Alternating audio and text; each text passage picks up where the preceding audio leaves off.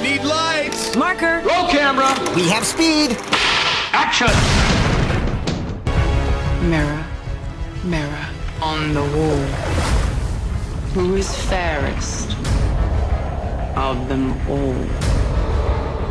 You are the fairest, but there is another destined to surpass you. That Charlize Theron is the evil Queen Ravina, who's determined to hold on to her kingdom, which means killing the rightful heir, the princess Snow White, played by Kristen Stewart, in the new movie, Snow White and the Huntsman. Now, the evil queen, basically, since she murdered Snow White's father and took over the kingdom, and it's gone to pot. I mean, the peasants, the people are starving. The kingdom's a mess. But for once, Snow White, since she's been imprisoned in the northern tower, since she's been a little girl, and now she's basically coming of age, she's about 17, 18 years old, she finds an opportunity to escape, and she does, and she goes right into the dark forest, the one place where the queen's evil magic cannot reach. Now, the queen's not about to give up. No way. Too much is riding on this. The mirror has told her that Snow White will one day defeat her unless she kills her first and does something very disgusting with her heart. So she has her evil brother find someone who's actually ventured into the dark forest. Well, he does. He finds the Huntsman, played by Thor's Chris Hemsworth. Now, at first, he doesn't want to do it. Actually, he doesn't want to do it at all. But the queen is insistent and promises him things that makes it somewhat worth his while to going into the dark forest. But Snow White has a power all her own. It's once people come in contact with her, they see her purity, they see her innocence, her true good, and it changes them. It makes them want to be a better person. It makes them want to protect her, follow her. And that's exactly what happens to the Huntsman when he finds her in the dark forest. He realizes the queen is full of lies and deception. He can't trust her. He's not going to get anything from turning Snow White over to her. And so he becomes Snow White's protector, starts to teach her, train her, mentor her. And, of course, along the way, they come across some thieving dwarves who, again, see even quicker than he did what she means to the land and the kingdom, that she's the one hope, the one chance the kingdom has of becoming great again. So Snow White, the Huntsman, the dwarves, and others join the fight to try to take the kingdom back from the evil queen, and she's getting ready for the battle of her career. Why is she of such value?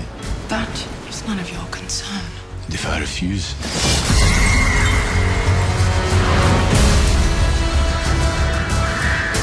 Lips red as blood, hair black as night. Bring me your heart, my dear Snow White. Snow White and the Huntsman is a fantasy, medieval, action-adventure film which benefits greatly from having Charlize Theron play probably the most wicked, evil queen in cinema history. She's right up there with Disney's version of the evil queen, and she does a great job in the first half of the film. Unfortunately, in the second half of the film, and a little bit in the middle, somebody got the bright idea of having her overplay scenes to the point where it's almost laughable. The scene where she berates her brother for letting Snow White escape the castle goes from being at first effective to out and out ridiculous. She's just overacting all over the place, and it wasn't necessary. Sometimes subtle is better.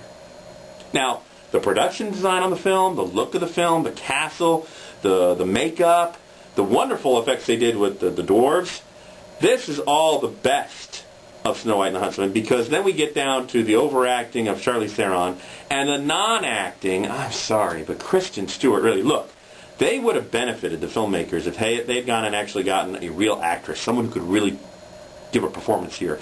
Instead of grabbing the star from the Twilight series and having her as Snow White. I'm sorry, look, Kristen Stewart might be a very nice girl in person. I don't know. I've never met her. But she's a horrible actress. And this is proven here.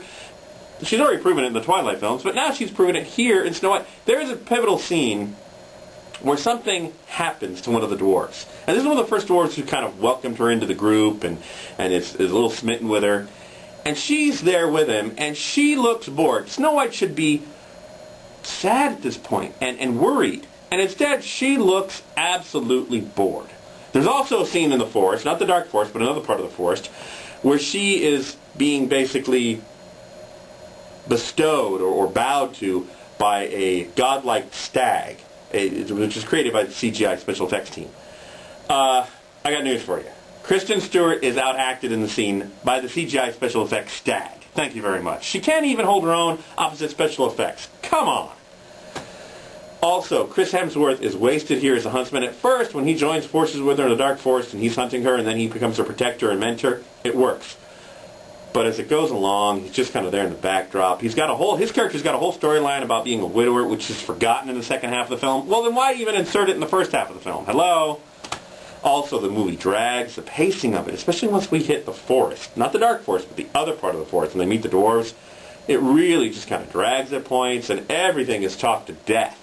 Now, the film does have a very effective siege of the Queen's castle near the end of the film, which I thought was going to save the film, but unfortunately comes up short, as does the film. I'm sorry, I can't recommend Snow White and the Huntsman. It falls short, and that's why I'm only going to give it a popcorn and a half.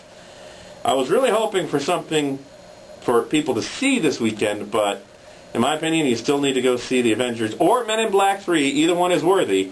And no, I would wait for Snow White and the Huntsman to come out on DVD and then just watch certain highlights, certain parts of the film, not all the way through. It's not worth it.